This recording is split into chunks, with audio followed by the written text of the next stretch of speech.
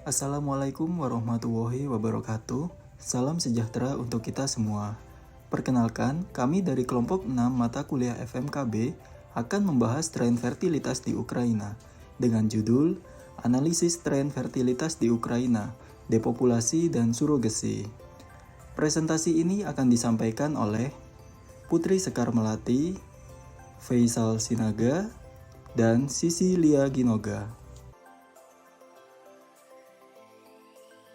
Ukraina merupakan salah satu negara yang terluas di Eropa. Berdasarkan data State Statistics Service of Ukraine, populasi penduduk di Ukraina pada tahun 2020 sebanyak 41,4 juta penduduk, di mana penduduk perempuan lebih banyak sebesar 53,7% dibandingkan laki-laki sebesar 46,3%, atau dengan rasio jenis kelamin 86,37, yang berarti bahwa jumlah penduduk laki-laki lebih sedikit dibandingkan perempuan.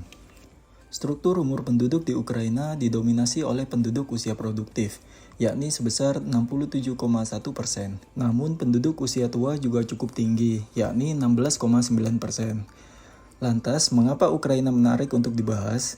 Yang pertama, Ukraina merupakan salah satu negara dengan population growth yang negatif sejak tahun 1993, di mana pada tahun 2020 population growth-nya mencapai minus 7,6%. Pertumbuhan populasi yang negatif ini terjadi karena tingginya angka kematian kasar atau crude death rate, yakni 15,9 per 1000 penduduk, sedangkan angka kelahiran kasar atau crude birth rate hanya 7,8 per 1000 penduduk. Beberapa faktor yang memperparah keadaan di Ukraina seperti tren tingkat perkawinan di Ukraina yang tercatat menurun, di mana pada tahun 1990 tingkat perkawinan adalah sebesar 9,3 per 1000 penduduk. Namun pada tahun 2020 tingkat perkawinannya menjadi 4,5 per 1000 penduduk. Selain itu, aborsi di Ukraina seolah menjadi budaya sebagai pengontrol kelahiran, terutama pada saat Ukraina belum merdeka. Adanya krisis sosial ekonomi yang terjadi menyebabkan perubahan aspek kehidupan penduduk Ukraina, baik dari sisi sosial, politik, dan ekonomi. Yang kedua, tren total fertility rate atau TFR di Ukraina sangat rendah dan cenderung mengalami penurunan setelah merdeka. Berdasarkan data yang dirilis World Bank, pada awal merdeka atau tahun 1991, TFR di Ukraina mendekati net replacement level, yakni sebesar 1,8 kelahiran. Namun, pada 2019, TFR-nya turun tajam menjadi 1,2 kelahiran, merupakan salah satu yang terendah di Eropa. Pada periode 1980 hingga tahun 2000, tren aborsi di Ukraina cenderung lebih tinggi dibandingkan TFR-nya. Dan pada selanjutnya, penduduk Ukraina mulai beralih ke penggunaan kontrasepsi modern. Selanjutnya, yang ketiga, meskipun laju pertumbuhan penduduk negatif dan TFR yang rendah, namun parlemen Ukraina melegalkan praktik surogasi atau ibu titipan secara komersial, yang ditujukan bagi pasangan heteroseksual yang telah menikah. Surogasi di Ukraina merupakan salah satu yang terbesar di dunia karena tingginya permintaan dari keluarga-keluarga di luar Ukraina. Selain itu, tren adopsi di Ukraina juga cukup tinggi. Hingga tahun 2001, total adopsi di Ukraina merupakan salah satu yang tertinggi di dunia dengan total adopsi sebesar 7.593 bayi.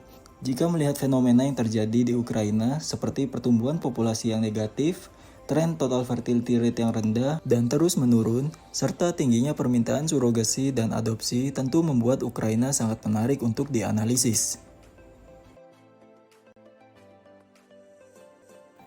Saat ini saya akan menjelaskan tentang literatur-literatur yang membahas transisi fertilitas di Ukraina yang telah kami kumpulkan.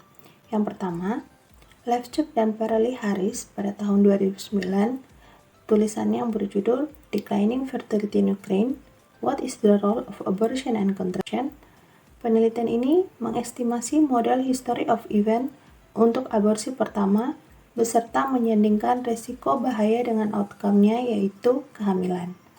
Hasil penelitian ini menunjukkan bahwa meskipun tingkat aborsi menurun dengan cepat pada tahun 90-an, aborsi berdampak pada kesuburan dengan menurunkan tingkat kelahiran yang kedua. Di sisi lain, aborsi sudah jarang digunakan untuk menunda kelahiran pertama, seperti yang lebih umum di negara maju.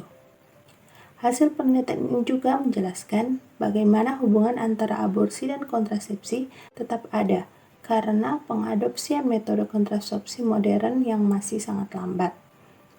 Dengan demikian, Ukraina mewakili negara dengan hubungan yang tidak biasa antara fertilitas, aborsi, dan kontrasepsi, di mana fertilitas rendah tercapai dengan ketergantungan yang rendah pada metode kontrasepsi modern. Chuiko dalam tulisannya pada tahun 2001 yang berjudul Demographic Crisis in Ukraine menjelaskan tentang bagaimana kondisi demografi di Ukraina yang mengalami krisis, yaitu mencapai TFR terendah 1,1 dan termasuk negara dengan TFR terendah. Salah satu yang dibahas dalam tulisan ini yaitu untuk memutuskan memiliki anak kedua, pasangan di Ukraina mempertimbangkan ruang hidup, tunggakan upah dan gaji yang mereka dapatkan. Jadi, sebelum ada kepastian ekonomi tersebut, pasangan belum mau menambah anak.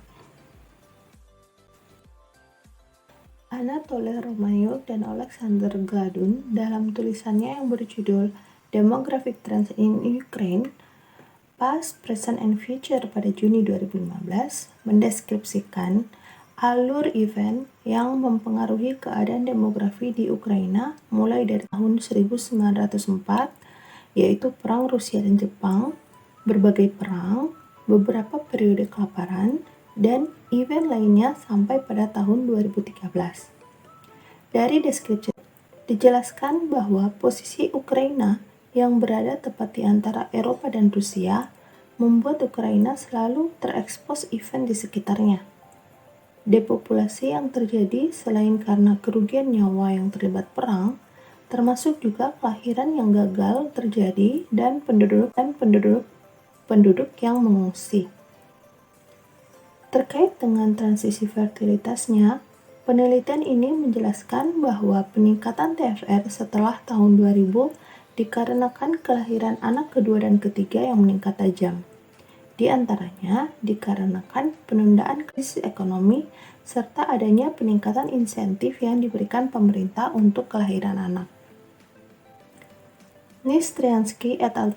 Pada tahun 2021 dengan penelitian mereka yang berjudul Natural Reduction of Ukraine's Population, Regional Dimensions of the National Threat, menjelaskan tentang faktor-faktor yang menyebabkan penurunan populasi di Ukraina.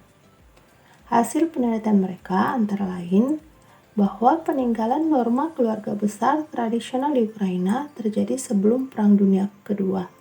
Hal ini dikaitkan dengan perubahan sosial, budaya, dan sikap di tengah pesatnya perkembangan industri, urbanisasi, dan pendidikan penduduk. Berdasarkan beberapa literatur tersebut, dapat kami simpulkan bahwa faktor-faktor yang mempengaruhi transisi fertilitas di Ukraina adalah sebagai berikut. Yang pertama, faktor sosial, seperti perceraian, usia perkawinan pertama, perbedaan kultur, budaya, dan etnis. Kemudian yang kedua, faktor ekonomi, yaitu migrasi, joblessness, atau kehilangan pekerjaan, unemployment, pengangguran, dan low salaries, yaitu gaji yang rendah.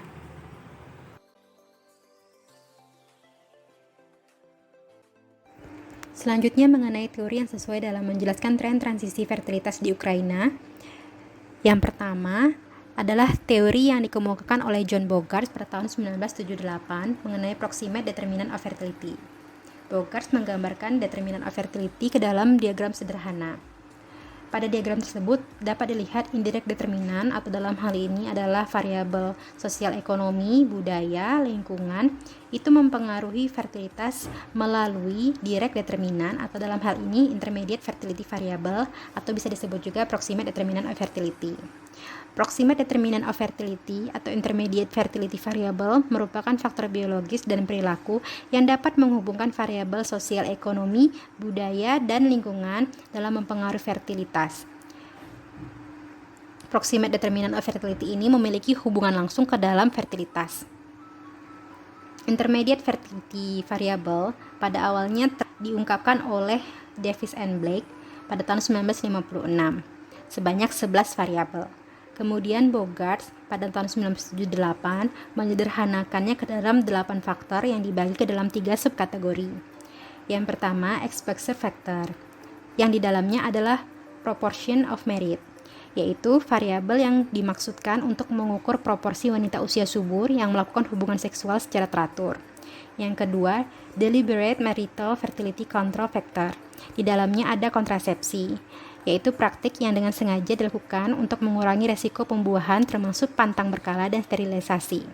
Kemudian ada aborsi, yaitu segala praktik yang dengan sengaja dilakukan untuk menghentikan jalannya kehamilan.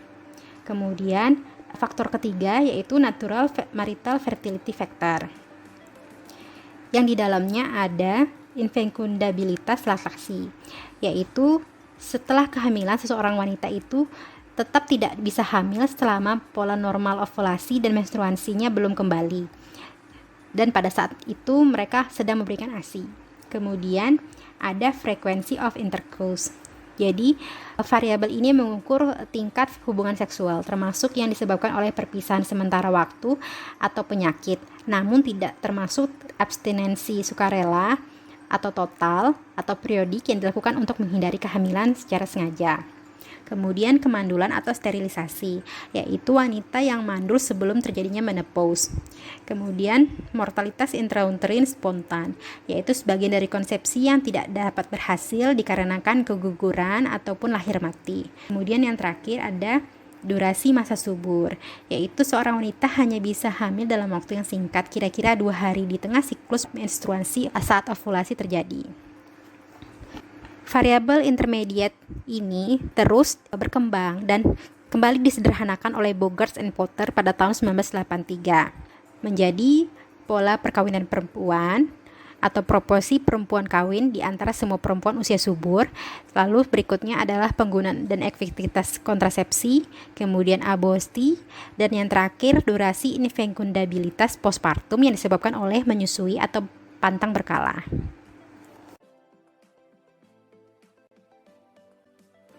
Selanjutnya, teori yang diungkapkan oleh Richard Easterlin.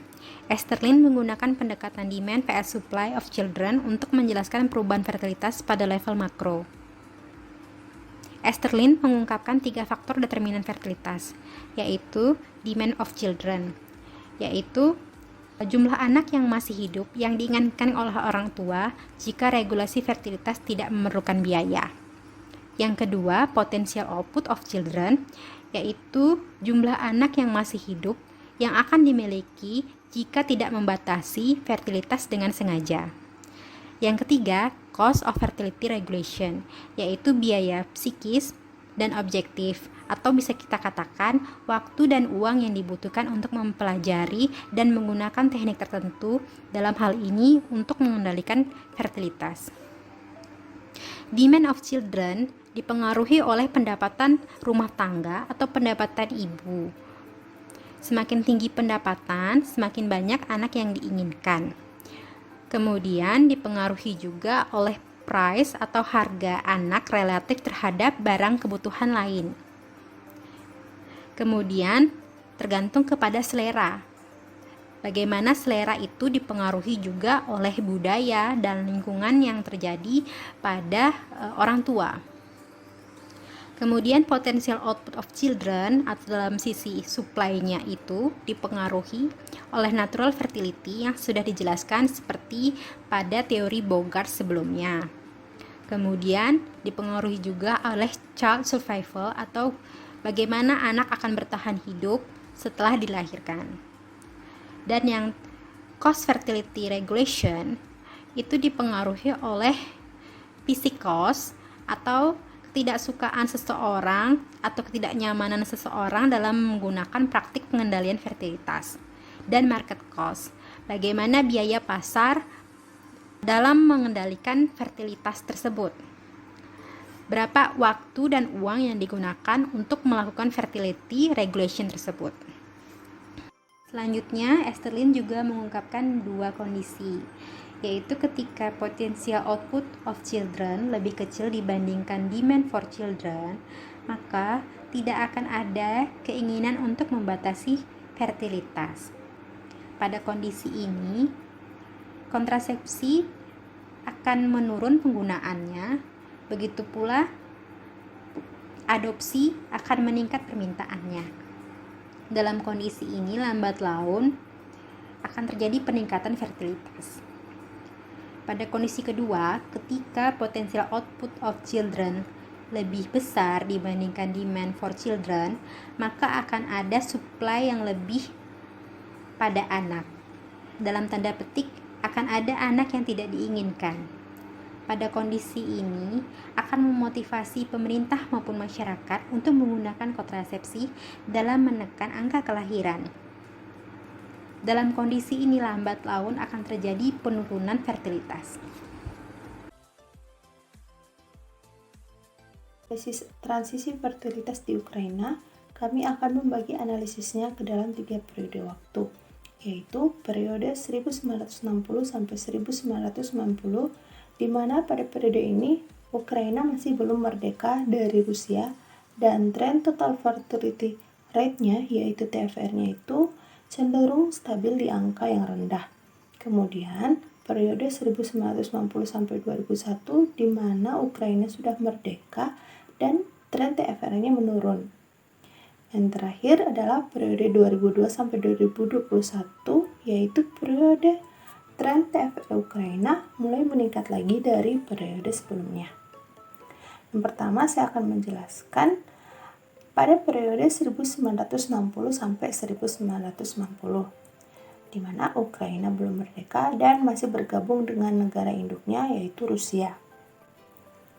Dengan menggunakan teori Bongartz, kami mengidentifikasi faktor tidak langsung indirect determinants dan faktor langsung direct determinants serta dampaknya kepada tingkat fertilitas yang ada di Ukraina. Dilihat dari indirect determinants-nya, yaitu faktor sosial ekonomi budayanya, dapat kita jabarkan sebagai berikut. Ukraina adalah negara yang berada tepat di tengah-tengah Eropa dan Rusia, membuat Ukraina selalu terkena dampak perang dan kelaparan, sehingga depopulasi akibat kerugian atau loss-nya itu tidak terelakkan. Kemudian pada periode ini, Ukraina sudah berkiblat kepada prinsip keluarga kecil sebagai akibat dari revolusi industri, perbaikan pendidikan, dan urbanisasi.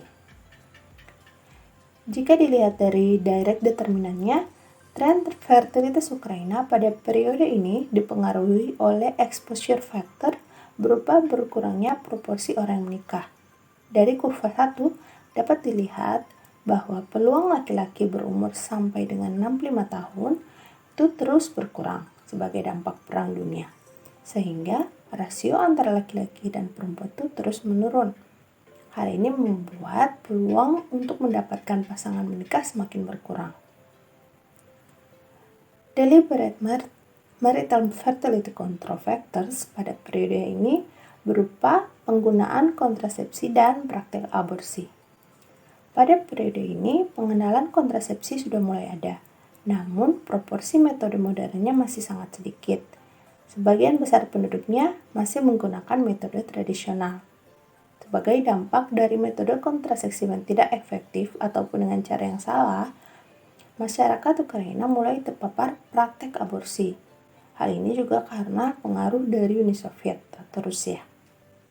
Akhir dari periode ini, Rusia sudah melegalkan praktek aborsi dan peraturan itu belum berubah setelah Ukraina merdeka. Natural marital fertility factor yang ada adalah spontaneous intrauterine mortality, di mana dijelaskan pada tulisan Romani dan Gladon bahwa kerugian tidak langsung dari perang adalah kelahiran yang tidak terjadi akibat mobilisasi dan kematian ibu saat perang. Dengan pengaruh dari faktor-faktor indirect dan direct yang telah kami bahas tadi, menyebabkan tren fertilitas di Ukraina pada periode ini nyaris selalu lebih rendah dari Rusia. Namun, dapat dilihat dari grafik 4 bahwa perbedaannya itu tidak terlalu signifikan dan arahnya cenderung mengikuti Rusia sebagai negara induknya.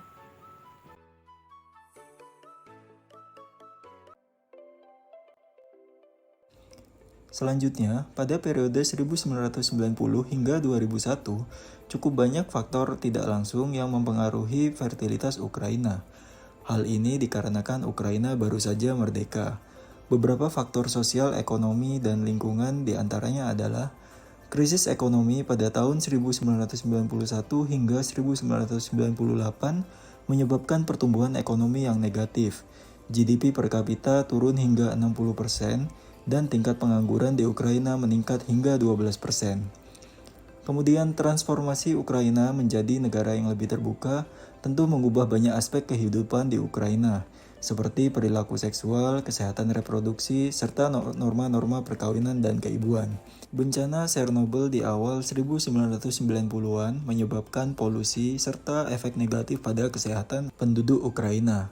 Adanya krisis sosial ekonomi yang menyebabkan ketidakpastian sosial di kalangan penduduk Ukraina sehingga berkontribusi pada pengangguran, perceraian, penundaan pernikahan, dan kemunduran faktor demografis lainnya yang berdampak pada keputusan untuk melahirkan anak serta pertumbuhan populasi negatif mulai terjadi sejak tahun 1993 hingga tahun 2001. Adanya pengaruh dari berbagai faktor sosial, ekonomi, dan lingkungan pada awal kemerdekaan Ukraina tentu mempengaruhi direct determinan fertilitas, yang meliputi tingkat perkawinan mengalami penurunan.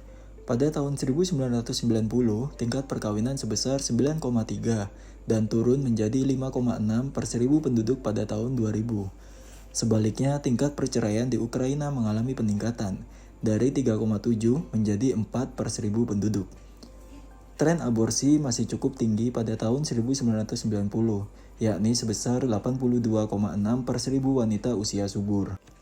Di sisi lain, prevalensi penggunaan kontrasepsi mengalami peningkatan sebesar 7% dari periode tahun 1994 hingga 1999. Sebanyak 68% wanita yang menikah pernah menggunakan kontrasepsi. Meskipun prevalensi kontrasepsi yang cukup tinggi, namun unmet needs kontrasepsi juga tinggi karena keinginan untuk memiliki anak yang rendah.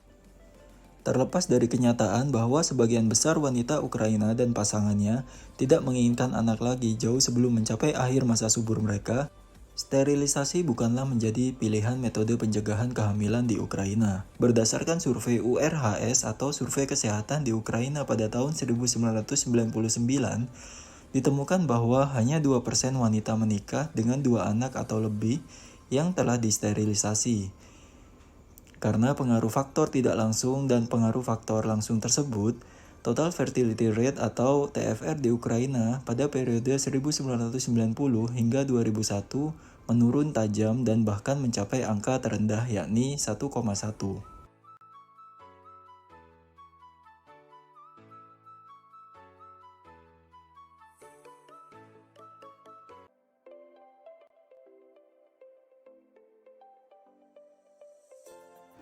Untuk periode 2002 ke atas, jika kita lihat pada kurva fertility rate Ukraina, dapat dilihat kecenderungan peningkatan TFR Ukraina pada tahun 2005 hingga 2012. Hal ini bisa dipengaruhi oleh faktor-faktor tidak langsung dari sisi sosial, ekonomi, dan lingkungan. Yang pertama dikarenakan legalnya surrogasi sejak tahun 2001, sehingga pada tahun 2002 ke atas terdapat peningkatan permintaan anak dari sisi surrogasi. Kemudian ada hilangnya prinsip one family one child, sehingga keluarga di Ukraina mulai menginginkan anak lebih dari satu.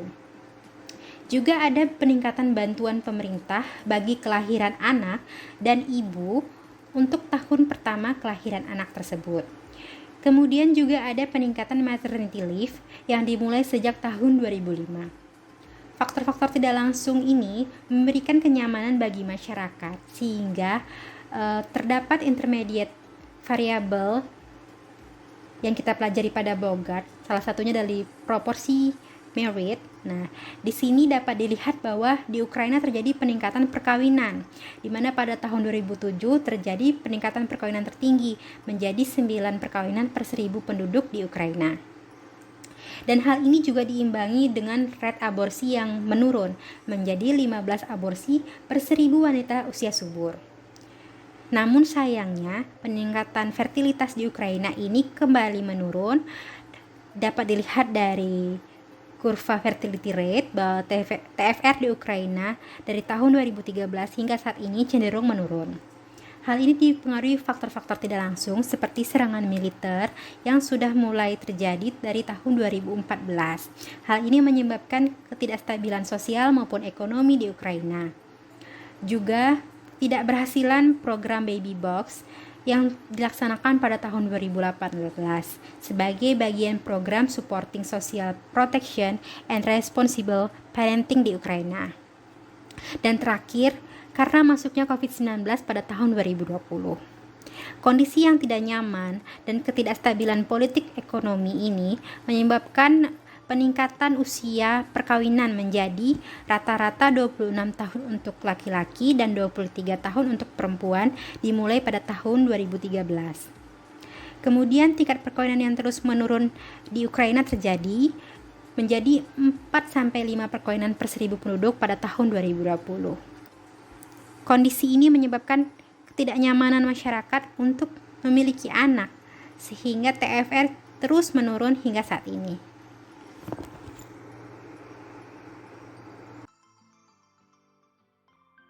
Selanjutnya mengenai analisis fenomena surogasi di Ukraina dengan metode Esterlin.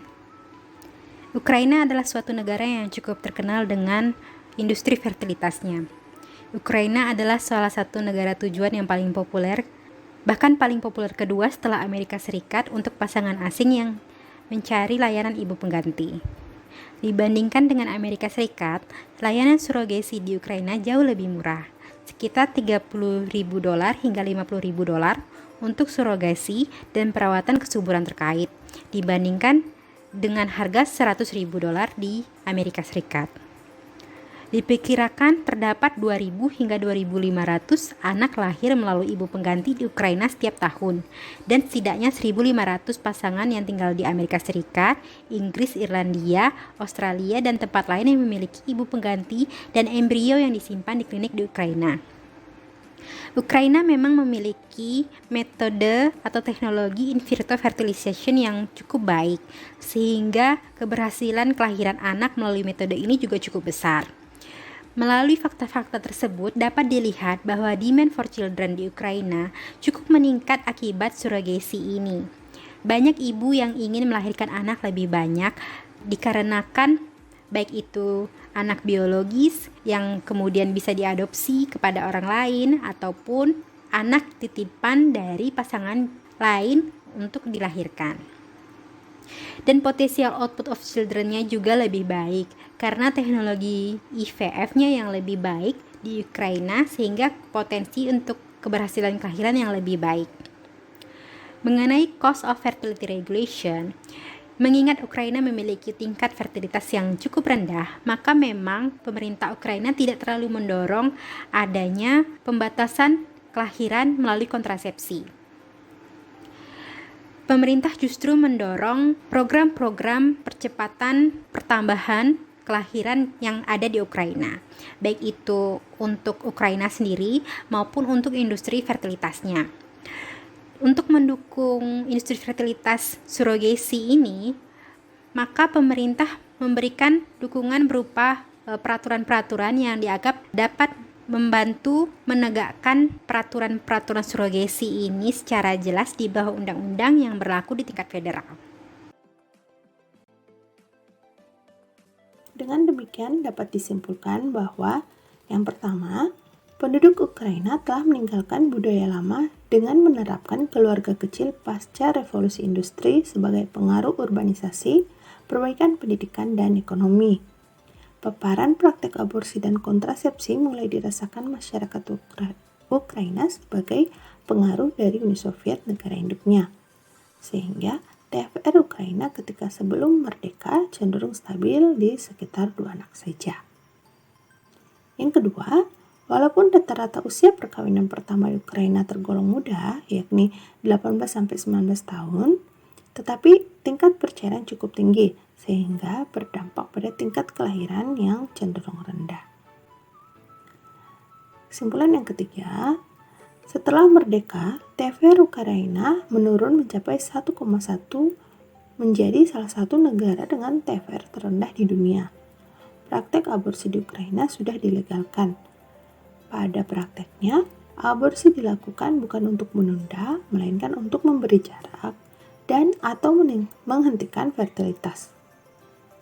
Penggunaan alat kontrasepsi juga berperan dalam penurunan TFR pada periode ini. Terlebih, prevalensi kontrasepsi modern semakin meningkat. Yang keempat, setelah krisis ekonomi pada tahun 2000-an, TFR Ukraina kembali meningkat dikarenakan ekonomi kembali stabil.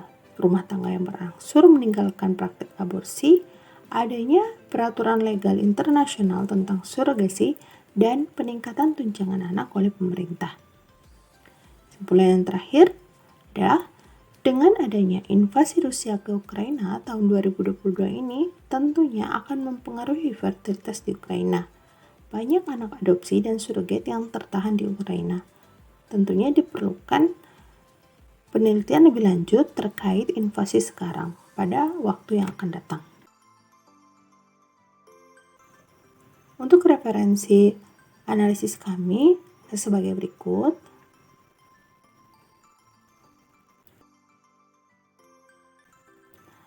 Demikian pemaparan analisis dari kelompok kami tentang analisis tren indikator fertilitas di Ukraina, depopulasi dan surrogasi.